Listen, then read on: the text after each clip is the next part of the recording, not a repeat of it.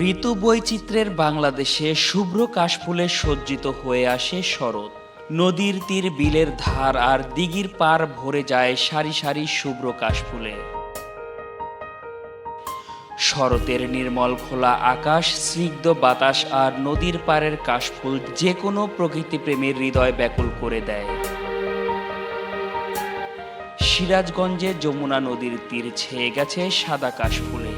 মাঠের পর মাঠ কাশফুলের সমুদ্রে দোল দিয়ে যাচ্ছে অশান্ত বাতাস। আর বাতাসে দুলে দুলে উঠছে গুচ্ছ গুচ্ছ কাশফুল। সিরাজগঞ্জ ক্রসবার ১, ক্রসবার ৩ এলাকায় প্রতিদিনই ভিড় করছে হাজারো প্রকৃতিপ্রেমী মানুষ।